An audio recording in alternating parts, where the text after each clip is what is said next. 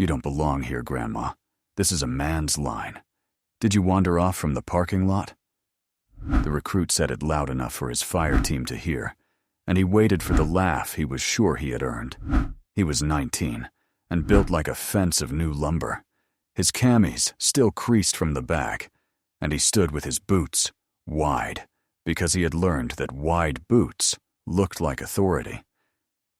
He had been on this earth for 19 years, and on this range for 3 weeks, and in his mind, those two facts amounted to the same thing. The old woman did not step back, and she did not look away from the firing line. She stood at the rope behind the relay in a plain red windbreaker, her gray hair neat in the wind, her hands loose at her sides, and her eyes were already 300 yards downrange, where the morning was doing something the recruit had not noticed yet. She had been reading this range since before the boy could walk. She had, in fact, been reading it before his father could walk, though no one on the deck knew that, and she had no intention of telling them. It was family day at the known distance range of a Marine Corps training installation, and the morning had come up gusting. Colored wind flags snapped along the line, red and yellow against a hard blue sky, and the air smelled of carbon and cut grass, and the faint sweetness of gun oil warming in the sun. Recruits lay prone on the rubber mats in their relays, elbows dug in, while the cadre walked the line behind them. Past the rope, a thin scatter of families stood watching their sons. A few mothers, a grandfather in a ball cap, a young woman holding a toddler against her hip, and on the wall at the head of the firing line, bolted to the cinder block where every shooter could see it, hung the range record board. White letters on a green field, names and numbers, the oldest of them gone a little gray with the years. No one read it anymore. It was furniture. The old woman had not looked at it since she arrived, which was itself a kind of discipline, because looking at it was the one thing she had come here to do. Her eyes moved flag to flag, target to target, the way another woman's eyes might move across a familiar kitchen. It was not idle. Nothing about her was idle. A recruit 2 positions down jerked his trigger on the exhale and threw his round wide, and the old woman's chin dipped a fraction of an inch, a correction made to no one, the smallest motion in the world. Master Sergeant Cyrus Penn caught that motion from 40 feet away, and he slowed. Penn was the range master, and he had run this line for 11 years, and before that, he had spent a career learning to read people the way he read wind, by the small things, the involuntary things, the tells a body gives off before the mouth ever opens. He was a big man going gray at the temples, unhurried, and very little surprised him anymore. But something about the old woman's stillness sat wrong with him, and he could not yet say what. She was not watching her grandson the way the other families watched. She was watching the range. "You hear me?" Tolliver said, louder, because silence was not the response he had rehearsed.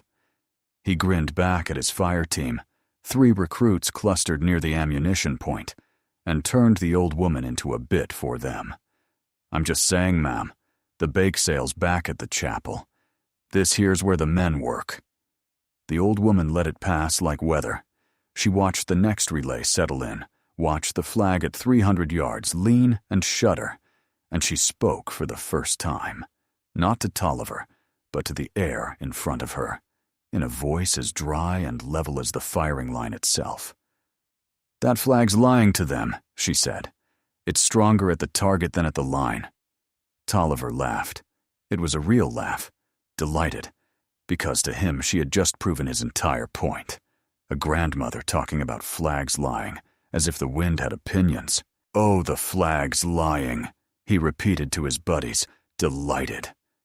"You hear that? The flag's a liar.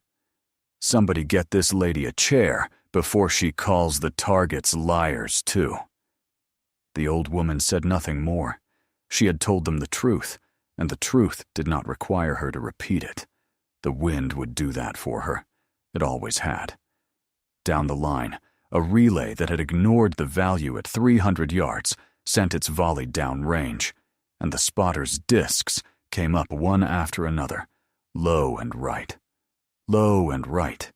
The rounds walking off the black exactly where she had said they would go. Penn stopped pretending to check the line and watched her, and a small, cold question began to form in him. Who taught this woman to talk like that? The wind did what she had said it would do, the way it had always done what she told the young men it would do, back when telling young men about the wind was her whole life. The old woman did not gloat. She did not even look pleased. She simply watched the discs come up low and right and accepted them, the way you accept a thing you already knew, and her face gave away nothing at all. Near the rope, a recruit on the next relay was struggling. He was canting his rifle, tilting it as he chased the spotter, muscling the weapon onto the target with his arms and his shoulders and his fear, and every round he sent went somewhere it had not been invited. He was getting worse, not better, the way a man does when he stops trusting the position and starts trusting his hands. His ears were red. He was about to fail in front of his family. The old woman watched him for 3 rounds. Then, quietly, not unkindly, she leaned a few inches toward him and gave him the only thing she had ever had to give. "Stop aiming with your arms," she said. "You can't hold a building up with your hands, and you can't hold a rifle on target with them either. Build the position. Close your eyes. Settle. Breathe all the way out and let everything go heavy. Now open them. If the sights aren't on the target, don't move the rifle. Move your body. The rifle goes where your bones already point it." The recruit blinked at her. He had been corrected all week by men who shouted, and here was a grandmother in a red windbreaker telling him to close his eyes. But he was failing, and a drowning man takes the hand that is offered, so he closed his eyes. He let his shoulders drop. He breathed out until there was nothing left, and he let the rifle settle into his bones. And when he opened his eyes, the sights had drifted off the target, and instead of wrestling them back, he shifted his hips 2 inches in the dirt. His next round centered. The spotter's disc came up dead in the black. He stared at the target, then at her, with the particular astonishment of a young man who has just been handed something he will spend years trying to understand. Penn heard the correction. He had heard 10,000 people in his life talk about shooting, and almost none of them said it like that.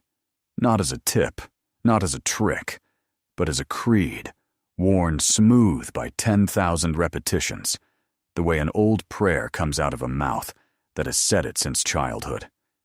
He filed it, and the cold question in him grew a degree colder.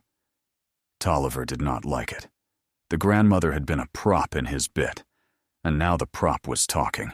And worse, the prop was right. And worst of all, his own fire team had gone quiet to listen. "Anybody can say words, Grandma," he said, loud, climbing back on top of the moment. Watched a couple videos on the phone, learned the lingo. Saying it and doing it are 2 different ranges. There's a real big gap between knowing what a trigger is and pulling one. The old woman did not answer. A recruit at the ammunition point fumbled a loaded magazine, and it skittered across the concrete and came to rest against her shoe. Without looking down, her eyes still on the flags, still downrange, she bent, picked it up, ran her thumb down the column to seat the rounds, tapped the base against her palm, and set it on the bench beside her with the feed lips forward, oriented exactly the way a magazine is meant to wait. Pure muscle memory, the hands of someone who had done it 100,000 times in the dark. Penn saw that too. He had taught that small ritual for 20 years, and most people who did it had to think about it. She had not thought about it at all. He stood there a moment with the mourning going on around him, and thought about where he had learned it himself. He had learned it from a gunnery sergeant at the schoolhouse, a hard old man who had learned it in turn from his own instructors, and somewhere back up that chain, he knew, was a name. Every trade has its source water, the place all the streams run back to, and in the narrow world of marine marksmanship, there were only a handful of springs, and most of them were names on walls now. He had a feeling, standing on his own firing line in the gusting wind, that he was looking at one of those springs, dressed in a red windbreaker, and being laughed at by a recruit who did not know enough to be afraid. The feeling unsettled him more than he wanted to admit. Who, he thought again, taught this woman? And then a second thought, colder than the first. What if the question is backwards? What if she is the one who taught everyone? Tolliver's fire team drifted in, drawn the way young men are drawn to a thing that might become a show. There were 3 of them now, and the bit grew, because a joke shared among 3 is louder and crueler than a joke told by one. They gave her a name. They gave her several. Annie Oakley, one of them said. We got Annie Oakley out here. The Range Nana, said another, pleased with himself. Range Nana's gonna show us how it's done. Gift shop's the other way, ma'am, Tolliver said, sweeping his arm toward the parking lot like a doorman. Tell you what, you call the wind for us, since you're the expert, and we'll do the actual shooting. That's how it works for the people who actually qualify. You spot, we shoot. Teamwork. The old woman held. She stood at the rope in her red windbreaker, with the wind pulling at the gray hair around her face, and she did not shift her feet, and she did not raise her voice, and she did not give them the flinch they were fishing for. They moved and laughed and filmed, and she stood like a fence post the weather had given up on moving. There is a kind of stillness that is fear, and there is a kind of stillness that is the absence of it, and the recruits were too young to know the difference, but a part of them felt it anyway, and it made them louder, the way a dark room makes children louder. One of them took out his phone and began to film her, narrating in the low, mock-reverent voice of a nature documentary. Here we observe the wild range Nana in her natural habitat, he murmured, a creature rarely seen so close to the firing line. The cruelty sharpened. It was not teasing anymore. It was content. Behind the rope, the young woman with the toddler took a step back and turned the child away. The grandfather in the ball cap frowned and opened his mouth, and then closed it again, because he was one old man, and they were 4 young Marines, and it was not his range. The discomfort spread along the rope like cold water finding its level. No one stopped it. There is a particular cowardice that lives in crowds, and it is not the cowardice of the cruel few, but of the decent many, the ones who feel the wrongness and look at their shoes and tell themselves it is not their place. The recruits on the mats who were not in Tolliver's fire team felt it. They kept their eyes downrange and their cheeks to their stocks, and shot their relays, and pretended the noise behind them was only noise. The cadre who were not Penn felt it. They had a schedule to keep, and 100 recruits to qualify, and a family in the parking lot watching their every move, and an old woman taking some good-natured ribbing did not rise, in the arithmetic of a busy morning, to the level of a problem. So the ribbing went on, and grew and curdled, the way a thing always grows when the only people who could stop it have decided, each for his own small reason, that it is somebody else's job. The old woman knew all of this. She had stood in enough rooms in her life to know exactly how a crowd decides to look away, and she did not blame any of them for it, and she did not need any of them to save her. She had never once in 70 years needed saving on a firing line. Penn started toward the group. He got 3 steps before the tower called a relay change and a safety question that only he could answer, and he turned back, because that was his job, and he left the old woman with the boys and the phone, and he did not like leaving it, and he would think about that later. The old woman's expression never changed, but her right thumb found the cuff of her left sleeve and rubbed once at the fabric there, an old habit, the place where a watch had once been, the small private motion of a person counting something only she could see. If you have ever stood by and watched the young mistake quiet for weakness, stay with this one and subscribe to the Veteran Vault, because what the wind was about to teach that firing line is the whole reason this channel exists. It stopped being a joke between one relay and the next. The line went cold for the change, the recruits clearing and grounding their weapons, and in that lull, Tolliver decided the bit needed a finish. A joke without a punchline dies, and his was dying, and he could feel his fire team's attention starting to drift back to their own rifles.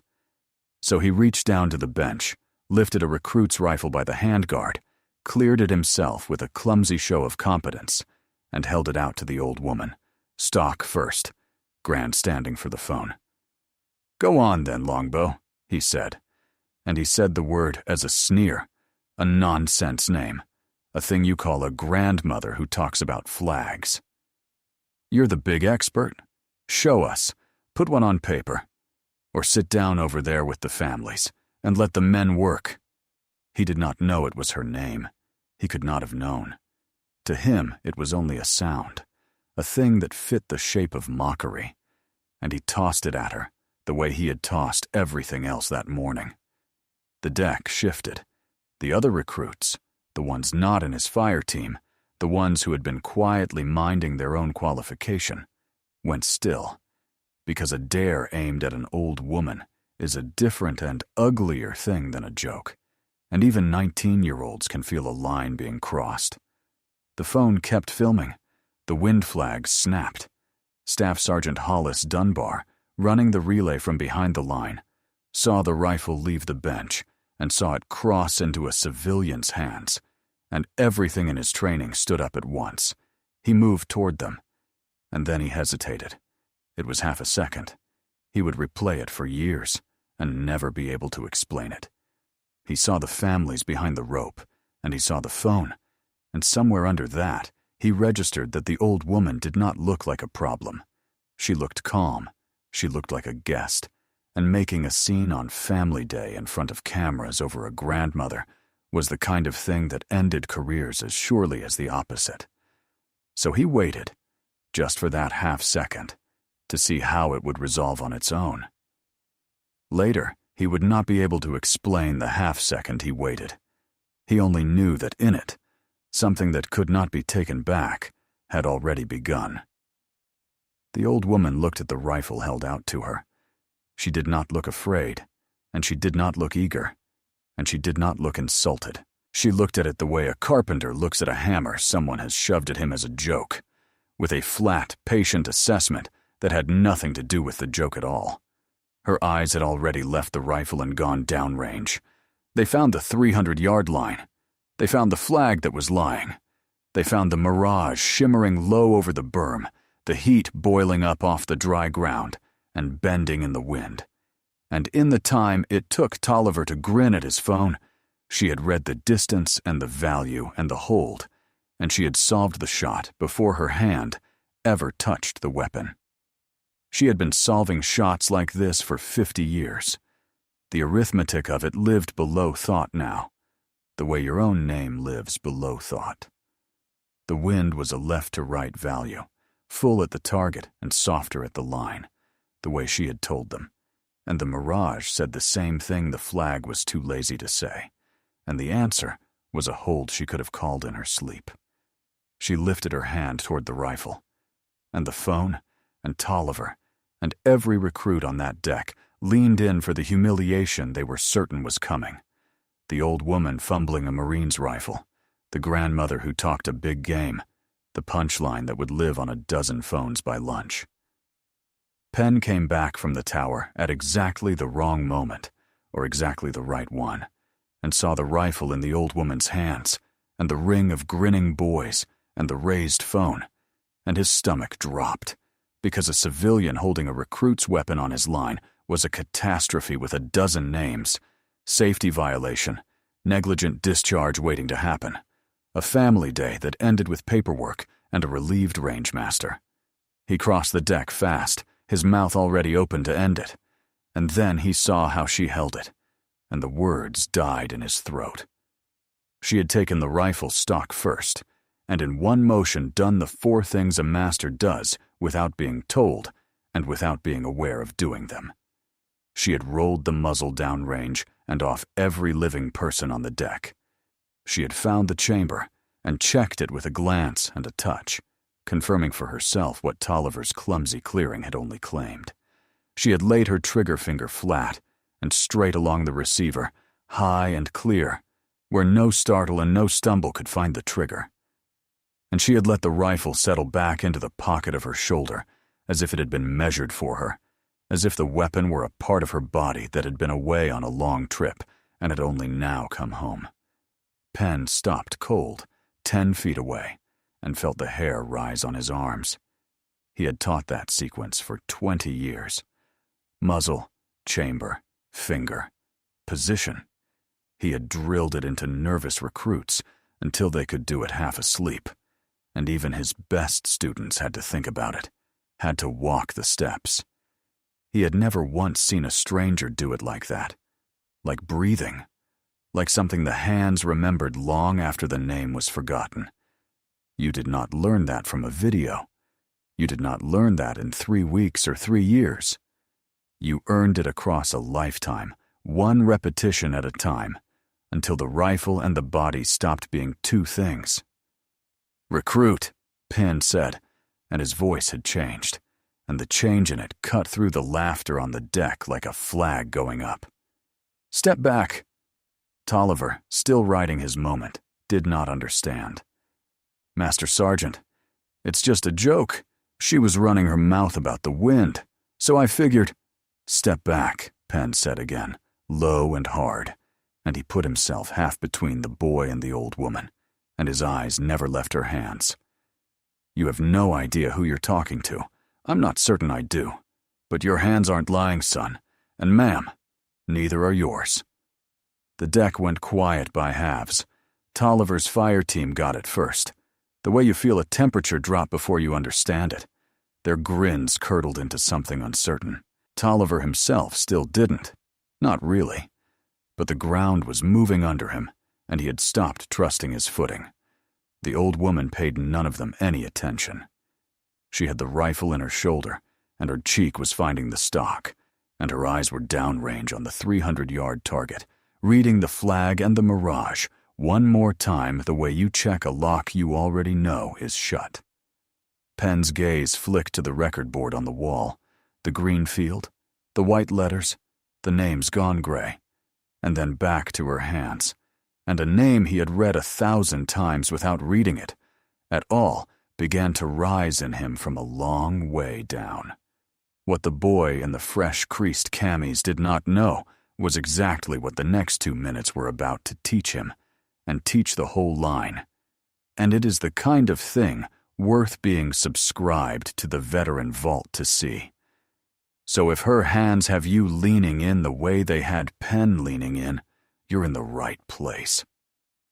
The story of the old woman's hands had been written 35 years before, in a country with no wind flags, where the only thing that lied more than the flag was the heat.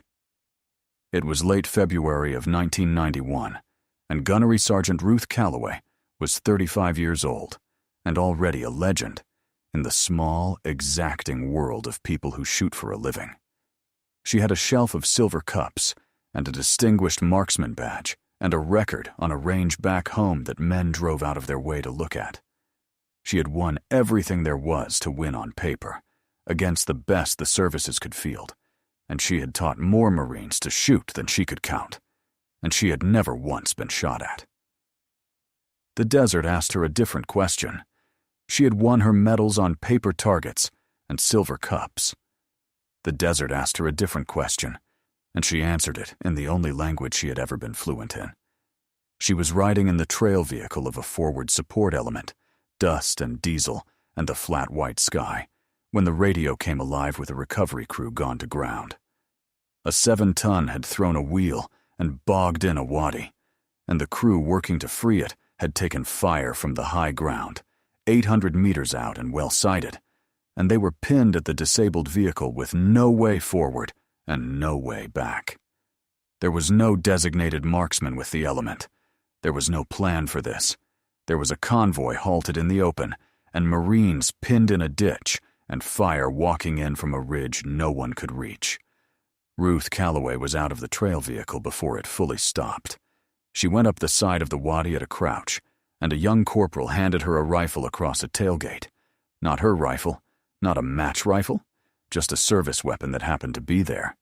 And she took it the way she took every rifle, in one motion, muzzle safe, chamber checked, and she found a hasty position on the lip of the wadi behind a shelf of broken rock.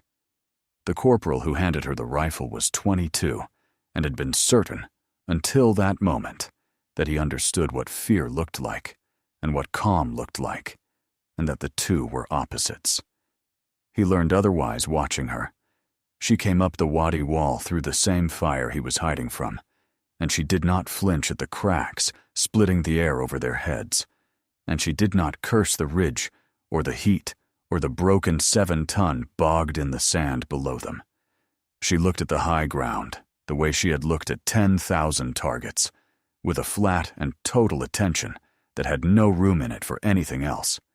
And the corporal felt his own heartbeat, slow just from being near her, the way you steady yourself by watching someone who is already steady. She did not hurry. That was the thing the corporal beside her never forgot. With rounds cracking overhead and men screaming on the net, she lay down behind the rock and she got still, the way she had taught 10,000 recruits to get still, and she read the heat-shimmer mirage boiling up off the desert floor, and she called her own wind. The mirage ran like a river in the scope, the heat boiling sideways, and to her it was not chaos, but information. The same information the wind flags gave her back home in a gentler language, and she read it the way a sailor reads water. "Spotter on me," she said to the corporal, who had never spotted in his life. 800. Left to right. Full value. Watch for my trace and tell me what you see. Then she breathed out and let everything go heavy and let the rifle settle into her bones. And she began to work. What she did over the next 4 minutes was not dramatic to watch. It was the opposite of dramatic. It was a calm woman behind a rock, breathing, pressing a trigger, riding the recoil, breathing again. The metronome of it, steady and unhurried, while the world came apart 800 meters away. She walked her fire onto the high ground a meter at a time, the corporal calling the misses and her adjusting, until she found the first position and made it go silent, and then the next. She did not need to hit every man on that ridge. She needed to make every man on that ridge keep his head down, and that she could do all day, because the high ground had picked a fight with the one person in that desert who could reach out and touch it whenever she chose. The recovery crew felt the fire slacken. They felt the ridge stop shooting at them and start hiding from her, and in the gap she bought them, they began to move, dragging gear and dragging each other back along the wadi toward the convoy. None of them knew, in that moment, who was up on the lip of the ditch, buying their lives a second at a time. Most of them would never know. That was the nature of the work she had chosen. The marksman is the least seen of all the people on a battlefield, a quiet figure a long way off who decides, without anyone watching, which way the next minute is going to go. She had made her peace with being unseen a long time before, on ranges back home, where the cups went on a shelf, and the credit went to the men who carried the rifles forward, all but one. Lance Corporal Eli Marsh was 19 years old, and he had gone back to the disabled 7-ton to free the last man trapped against it, and he did not make the withdrawal.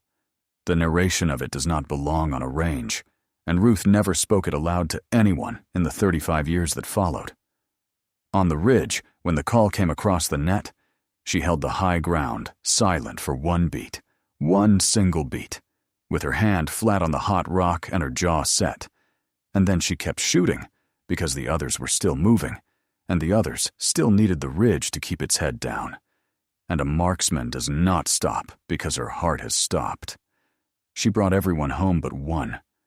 And the one she did not bring home, she carried the rest of her life. The cup on the shelf had never weighed anything. Eli Marsh weighed everything. They gave her the silver star for those 4 minutes behind the rock, and a Purple Heart for the rock fragments that had opened her cheek without her noticing. And when she came home, the Marine Corps did a quiet thing that meant more to her than the medal. On the record board of the range where she had set her standing record, beneath the green field and the white letters of her own name, they left room.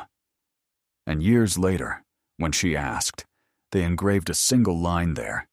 She never went back to look at it. Not once, in all the years. There are things you cannot look at and keep walking. And then her daughter's boy raised his hand and joined the Corps and learned to shoot on that very range. And on Family Day, he asked his grandmother to come and watch him qualify. And so at the age of 70, in a plain red windbreaker, Ruth Calloway came back to look at the board at last. She had not planned to touch a rifle. She had planned to stand at the rope and watch a boy she loved put rounds on paper, and then to walk to the wall and put her thumb on a name, and then to go home. The boy with the loud boots had other plans. Back on the firing line, in the present, with the rifle settled into the old woman's shoulder and the deck gone half silent around her, Bryce Tolliver made the worst decision of a morning full of them. He had felt the temperature change. He had heard Penn's voice drop and seen his own fire team stop grinning, and the part of him that had been performing all morning understood, dimly, that the performance had gotten away from him. And so, in the way of young men who feel a thing slipping, he reached out to grab it back, literally, physically, with his hand. He stepped in and reached for the rifle in the old woman's grip, meaning to snatch it away, to end the bit himself, to be the one who took the weapon back from the grandmother and restored the order of the morning.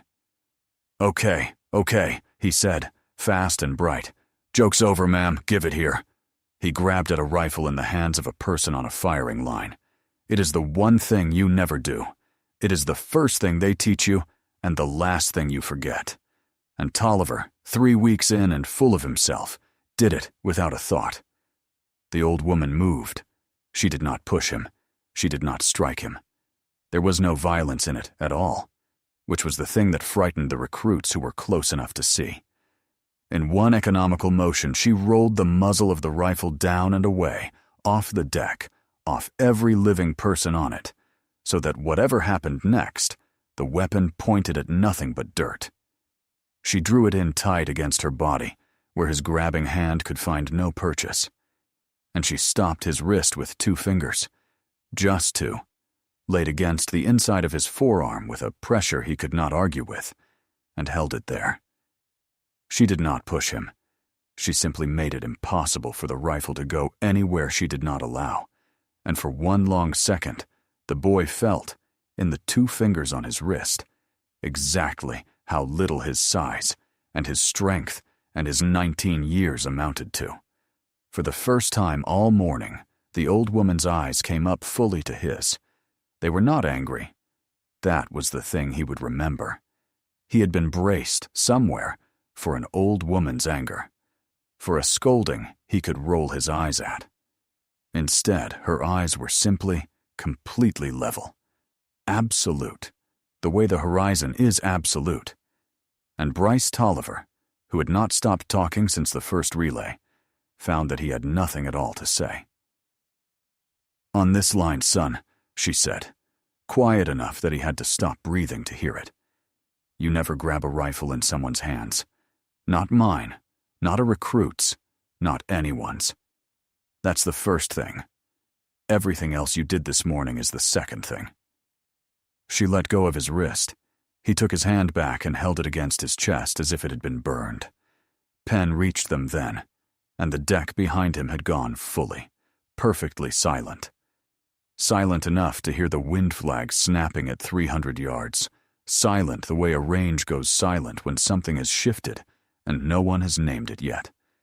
He was furious, and he was afraid in the same breath furious at the recruit and afraid of what he was beginning to understand, and he opened his mouth to put Tolliver on the ground with the full weight of his rank.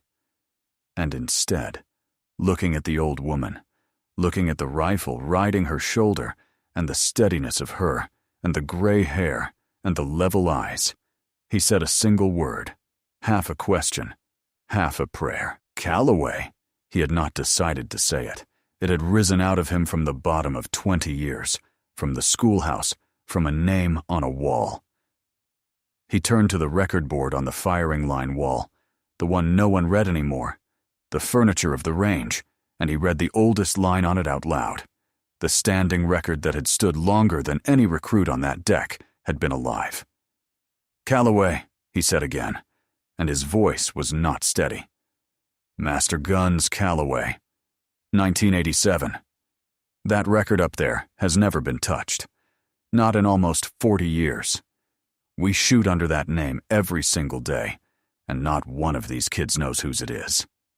He looked back at her, at the way the rifle sat in the pocket of her shoulder, like it had grown there, and the legend that every serious shooter in the Marine Corps has heard at least once. The woman who outshot the best the services could field, the instructor who taught the instructors, the one they called Longbow, because she could reach anything, finally, impossibly, had a face. "They told us about you at the schoolhouse," Penn said. "First week. Like a story you weren't sure was true. Longbow." "You taught the men who taught me how to teach, ma'am," and his voice caught, and he let it. "It is an honor I never once thought I'd have."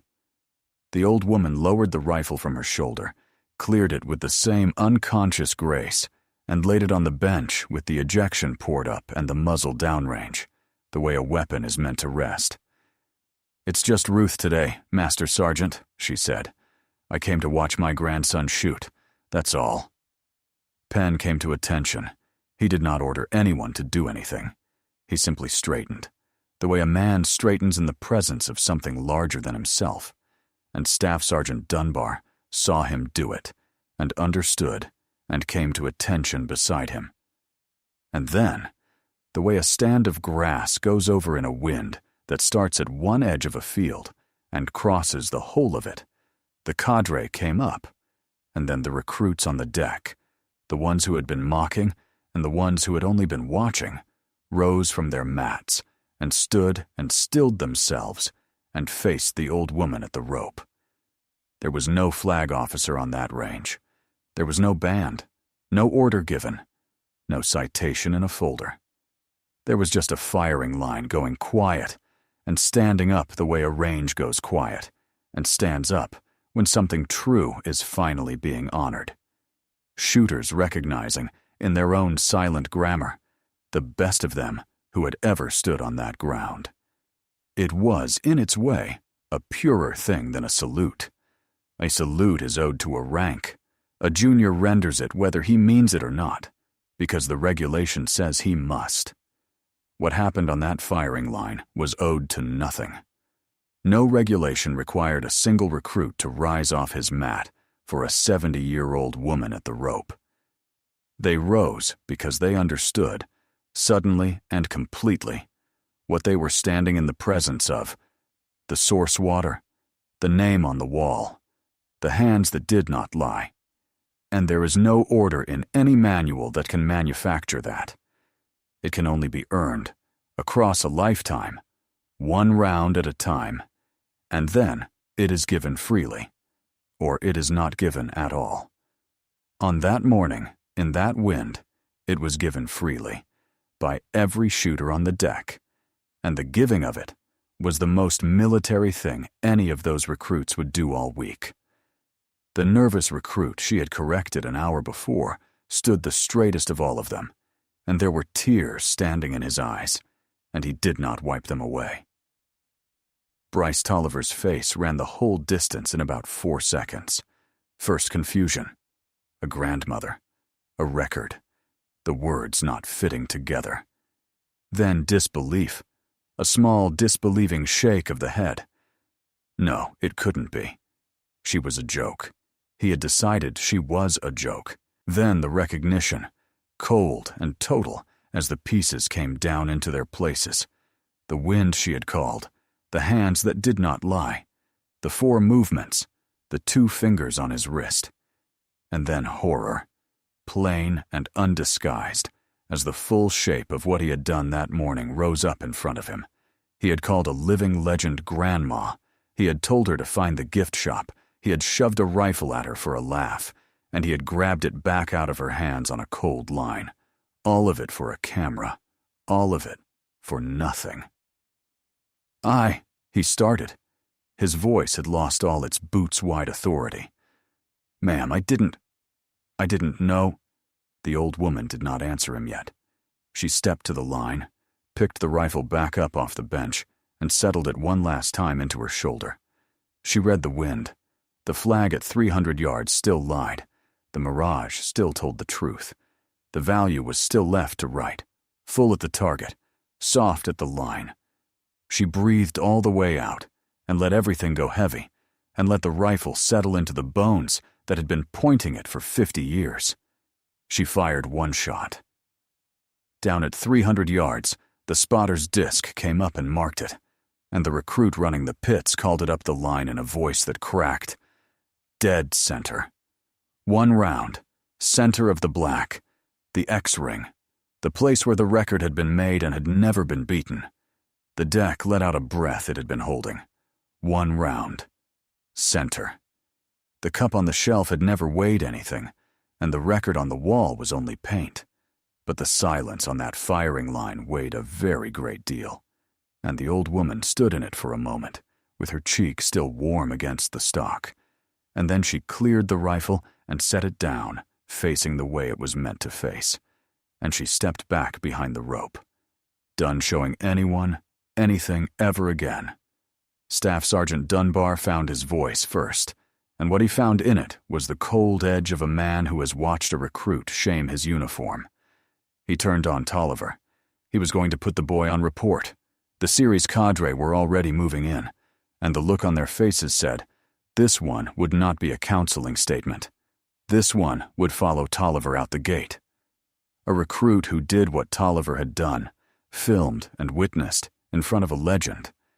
There were Marines who had been dropped from training for less. Ruth stopped it with a hand. She did not raise her voice. She had not raised her voice all morning, and she did not start now. She simply lifted one hand, palm out, the way you stop traffic or stop weather, and the cadre stopped. He's just a boy who hasn't been taught yet, she said. Don't end him for being 19 and loud. I was 19 and loud once. Somebody could have ended me, and instead, somebody taught me. And that's the only reason there's a name on that wall at all. She looked at Tolliver, and there was no cruelty in it, and no softness either. Only the flat, clear assessment she gave a wind or a target. You don't fix a bad shot by throwing the rifle away. You fix the position. If you have ever watched the quiet ones get underestimated and wished the world would learn, honor the ones who carry it in silence. Subscribe to the veteran vault, and let this old woman's story find the people who need to see it. Then she did the one thing a legend can do that a medal cannot, and the cadre let her do it, because there was nothing any of them could add to it. Down on the mat, she told Tolliver, not unkindly, the same voice she had used on the nervous recruit an hour and a lifetime ago. Let's see what all that noise was hiding. He got down on the mat. His hands were shaking, and she let them shake, and she knelt beside him in her red windbreaker, with her knees protesting the concrete, and she fixed him. She took the cant out of his rifle. She found his natural point of aim and made him feel the difference between holding the weapon and letting his bones hold it. She gave him the creed, the same words, worn smooth. Build the position. Close your eyes. Settle. Breathe out. Let it go heavy. Move your body, and not the rifle. And Bryce Tolliver, who had called her grandma 4 hours of clock and one whole lifetime ago, lay on the mat and learned to shoot from the finest marksman who had ever stood on that ground. His group tightened. Round after round, walked into the black and stayed there. And when he finally lowered the rifle, his eyes were wet, and he would not look at his fire team. "Thank you, Master Guns," he said. "Ruth," she corrected him, getting to her feet, one hand on the bench. "And follow through. Whatever you do after this, follow through. That's the only part most people skip." Family day wound down. The relays finished. The families drifted toward the parking lot, and the deck emptied until the wind flags were snapping over a bare and quiet line. Her grandson, Recruit Wyatt Doyle, found her at the rope, proud and shaken, and full of 100 questions, having watched the grandmother who baked his birthday cakes put one round into the center of a record that had stood for 40 years. She let him talk. She held his face for a moment in both her hands the way grandmothers do, and she told him she was proud of him, and that he had a good position and a calm trigger, and that she had watched every shot. Then she sent him off to form up with his series, and she walked, alone, to the record board on the wall. She stood in front of it in the wind. She found her own name in the white letters gone gray, the record, the year. And below it, on the line the Marine Corps had left for her, and engraved when she asked, she found the other name, the small added line that no recruit had ever read, and no one living but her understood. In memory, Lance Corporal E. Marsh. She put her thumb on it, the way she had been putting her thumb on the cuff of her sleeve all morning, in the place where a watch had once been, counting the thing only she could count. It was Eli Marsh's watch she had worn for 35 years, until the band finally wore through, and the bare place on her wrist still asked for it, the way a tongue asks for a missing tooth. I came back, she told the name on the wall, quietly, because there was no one left on the deck to hear her. It took me a while. I'm sorry it took me a while. She told him about the boy, his boots too wide, his mouth too fast, and how she had not ended him, because somebody had once not ended her, and because she thought Eli, who had gone back for the last man at the 7-ton, would have understood that you do not give up on the loud ones, that the loud ones are sometimes only frightened, and that the whole point of the work had always been to bring people home and not to leave them behind. She told him his grandson, no, her grandson, had a calm trigger and a good position, and that he was going to be all right. She stood there a while. The flag snapped. The line was empty. The record still stood. And then Ruth Calloway, 70 years old, marksman, instructor, legend, grandmother, turned and walked out into the parking lot she had supposedly wandered in from and went home. Some warriors fade quietly into the years, but the valor never leaves them. Honor the ones who carry it in silence. Thank you for staying and watching. Subscribe to the Veteran Vault for more.